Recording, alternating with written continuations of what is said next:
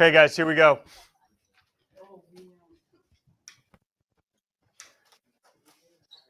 Right off the bat, I just want to do a quick review because we do have the quiz tomorrow. I want to make sure you know what's on the quiz, and then I'm going to do 2 graphs with you. You're going to do 2 graphs with your partner, and I'm literally going to come down and hover and sit next to you to make sure you know how you do it. Because honestly, I don't want any garbage on tomorrow's quiz. All right, and it's the last grade of the quarter, so I know some of you want to do decently well. All right, let's go through everything we got going on. Yesterday, I gave you a formula on how to find the period of any sine and cosine function. That formula is period is equal to 2 pi, always 2 pi, divided by b. Anybody remember what the b was called in the equation? That's called the frequency. All right, that's called the frequency. I'll get back to that in a second. Most of these equations come in this form. And maybe there's a sine instead of a cosine. How do you find the a value, aka the amplitude? Max minus min divided by 2. And how do you find the c value? Max plus min divided by 2. Guys, I will not give you those formulas tomorrow. Okay, you are on the hook for those, and I will ask what's the a, what's the c value, what's the frequency, what's the period tomorrow. Okay? Let me keep going. As far as graphing goes tomorrow, what can you expect? I'm going to have 3 graphs on there tomorrow. All right, I'm going to have 3 graphs. I'll just show you different versions of what you can expect to graph tomorrow. Good? Yeah. No, I'm not. I want to make sure you get it down. It's important. Okay, basic. Can you graph the sine and cosine curve on your own? Okay, without a little cheat sheet in front of you, okay, or a partner for that matter, can you graph that on your own? Okay, then can you graph it with a number out in front? Can you graph one of those for me? And I'm not asking for a yes or no. I'm just telling you this is what you're going to expect tomorrow. What if I put a negative number out in front tomorrow? We're going to be all good with that one if I put a negative number out in front. What if I shift the graph tomorrow with a negative number out in front? Woohoo! All right, could ask for something like that tomorrow. Remember, I always, and we're going to do one of these today, I always say do the shift, plot the points before you shift, then move them up to. Excuse me. And then what we're doing today, what we did yesterday, we're going to continue doing today, is what happens if I give you a frequency now in front of it. Okay, a frequency. Where now your x-axis does not read pi over 2, pi, 3 pi over 2, 2 pi. It'll read something else, your x-axis. All right, so that's what you can expect tomorrow to graph. All right. Okay, going back to page 17. I wanted to make sure because maybe this type of question will show up tomorrow. Hey, Rolling Solo over here today. How you doing? Good to see you.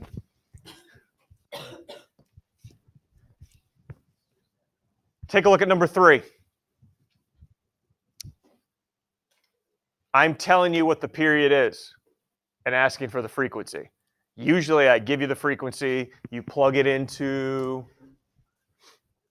our formula, and you're good to go. But what happens if I give you the period and you're looking for the frequency? All right, so here's my formula. But now where's the 18 going? In for P. So 18 equals 2 pi. And what's the B value represent again? That's what I'm looking for, the frequency in this case. I just want to make sure you guys are comfortable with solving it. How do I solve for B now? Cross multiply, yep. So I'm going to say 18b equals 2 pi. How do you want to get the 18 out of there? Divide by 18 on both sides. If you look at my multiple choices, I don't have 2 pi over 18, though. You simplify it. Yep, 2 over 18 is 1 pi over 9. Okay, so be ready for that tomorrow. If I give you the period, I'm looking for the frequency. Okay? We okay there? I just wanted to show that. And I was going to do number 4 with you, but you can do that on your own. It's the same question, except now the period's 2 pi over 7. Okay? Is there anything before I go on you want to ask about anything we've done? Shifting, finding the period. Now, what do you got? 6? Sine pi over 2x? Yeah. I got the right one? All right, you got it.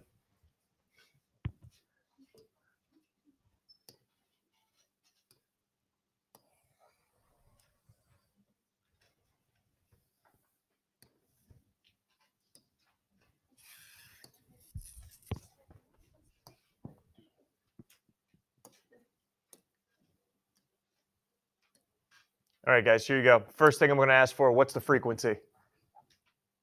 What's the B value? Pi over 2. I can't stress this enough. If the frequency is not 1, your x-axis will look different than pi over 2 pi, 3 pi over 2, 2 pi. Do we have that concept? If the frequency is not 1, we'll have a totally new x-axis working. All right, what's the period? 2 pi divided by pi over 2. Skip, flip, change, whatever you do. Flip that bottom. What cancels out? Pi's are gone. So what is the period here? Okay, so that tells me this graph is going to go from 0 to 4. All right, start at 0 and it's going to end at 4 on the x-axis. But you guys got to figure out what the heck's in between too. So find those key values in between. I take 4 and divide it up into 4 equal spots. Okay, the period just tells me where it's going to end. So it's going to go from 0 to 4, and it's going to go by ones. It's going to go by ones. So if you haven't done so already, set up your x and y axes for me.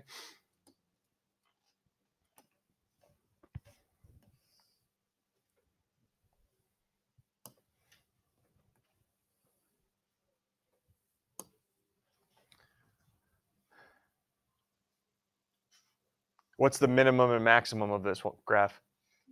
1 and negative. The min and max has nothing to do with this. It has everything to do with the number out in front, which is 1. So I know it's going to go up to 1 and down to -1. And again, what's your x-axis going to go by? Ones. If you want to space it I got to go 2 of them, don't I? I got to do 2 cycles. So watch your x-axis because I got to do 2 cycles of this. Good thing. Then graph 2 complete cycles of each. Okay? Just reading the directions. Got to do what I got to do. So 1, 2, 3, 4. There's 1 cycle. 5, 6, 7, 8. If I'm going to do 2 cycles of this. And guys, all you're doing now is the sine curve. The only thing different is your x-axis. Still doing the sine curve. Where does it start? 0, then goes to the maximum. 0 minimum. Ends at, there's 1 cycle. And then just do it again. Starts at 0, goes to the max. This is why I'm a little nervous if you don't know sine and cosine, the basic curves. Might be a little rough tomorrow.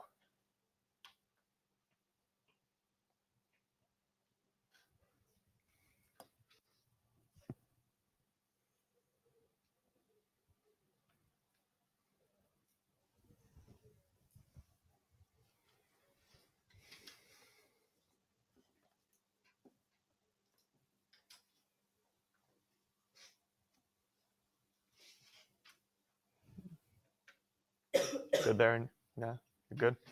Okay. Anybody else? We all right there? because that's all we're going to do today is practice graphing with the new x-axis. You all right back there, Ian? Feel ready for tomorrow? Wow, I feel so confident now. It really gives me hope going in, trying to go to sleep tonight.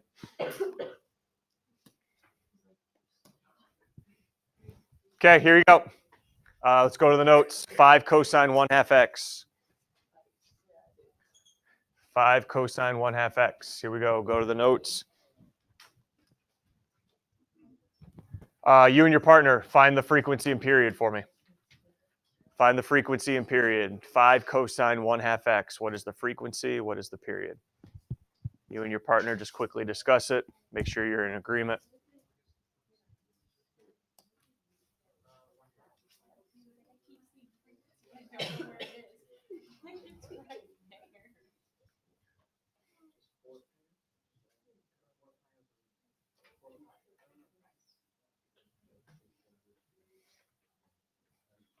Don't listen to anybody. Just keep grinding. Frequency for you guys? It's on the, remember, it's in the equation. It's 1/2, yep. What's the 5? That has nothing to do with it. What's the 5? Max and min, amplitude, right? Amplitude. All right, so the period now is going to be 2 pi divided by that 1/2. When you skip, flip, change, we end up with, should be 4 pi, right? All that's telling me, you're going to go from 0 to 4 pi on your graph. How do I figure out what do I go by? 4 pi divided by 4. So 4 pi divided by 4 gives me pi. So I'm going to start at pi and add pi every time until I get to 4 pi. How about your y-axis? I know I'm throwing a lot at you. Y-axis is going to go from what to what? -5 to 5. However you space that out, that's your call. Excuse me.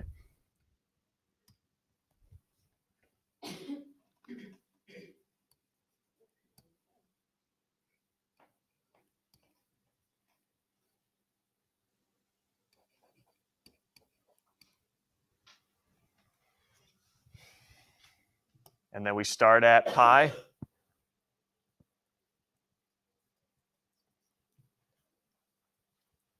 And go every pi. So pi, 2 pi, 3 pi, 4 pi.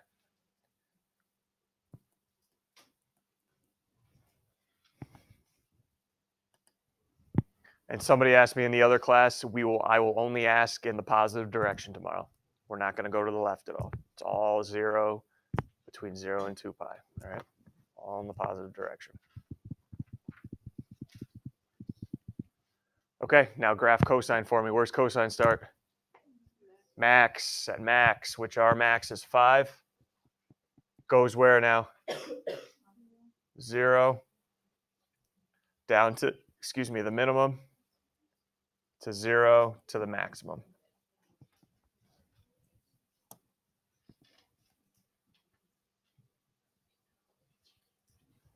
It's a work of art.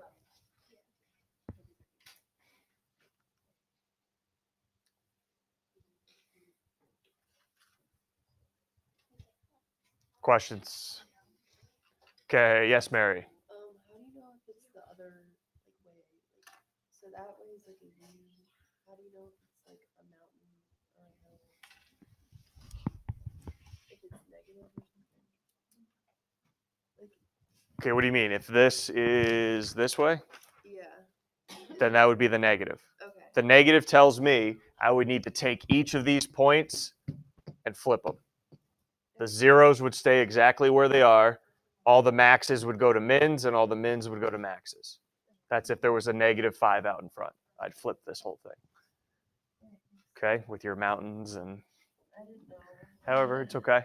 The next one you're going to do with your partners, I'm going to go to the third one right now, and that's how I'm going to finish my notes off with you today.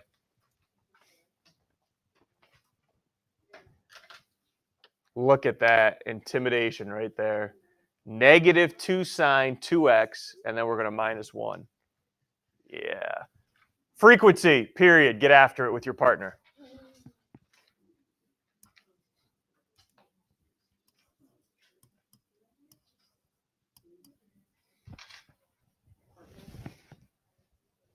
At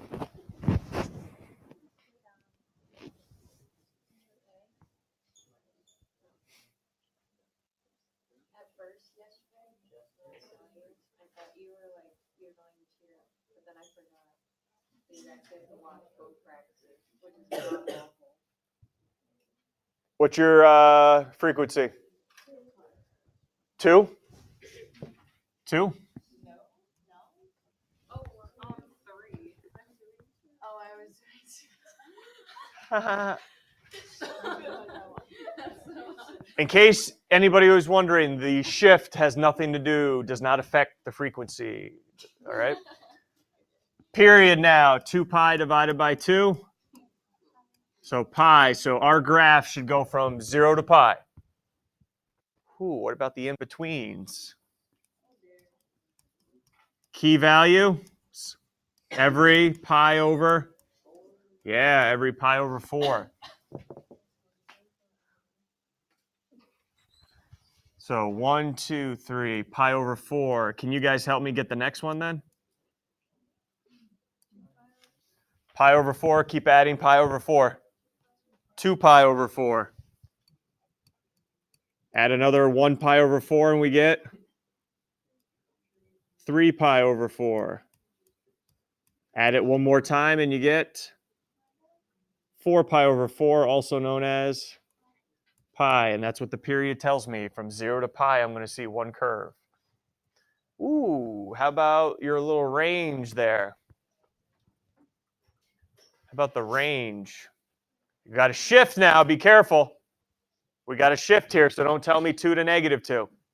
It was 2 to negative. Hey, everybody, it was negative 2 to 2. But then I went down 1. So what's my new min and max now? Negative 3 for my minimum and 1. So make sure your graph has 1 and negative 3 on there.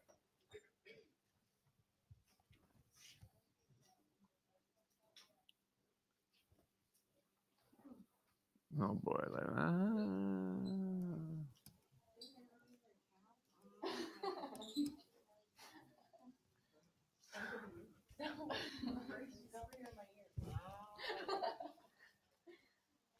Do we have at least the X and Y axes set up? Now, I'm going to recommend tomorrow, if there's a shift, graph it before you shift. Just plot the points. All right, so everybody cover up that negative 1 right now.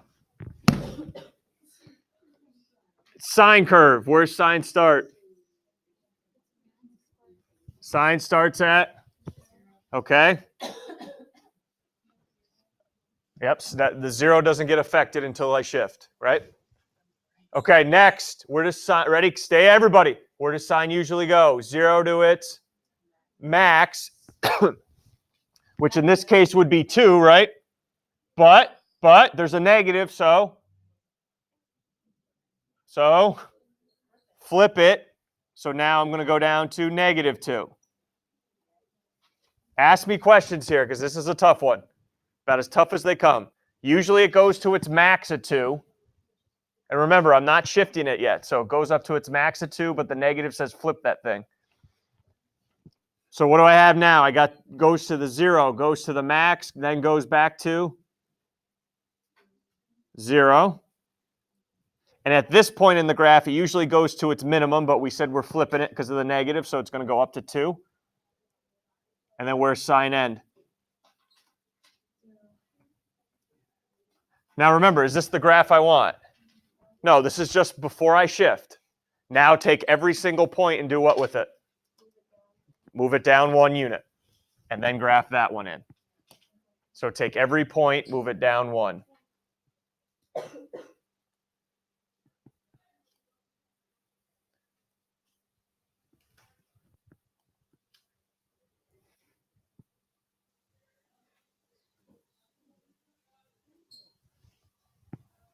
Then you should have your min and max as negative 3 and 1.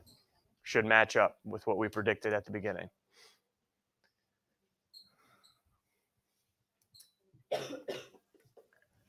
Everybody okay? Because I'm done, and I'm going to come and sit with everybody and making sure you can do 2 and 4. Okay, let's get it going. Find the frequency and period first. Find the frequency and period.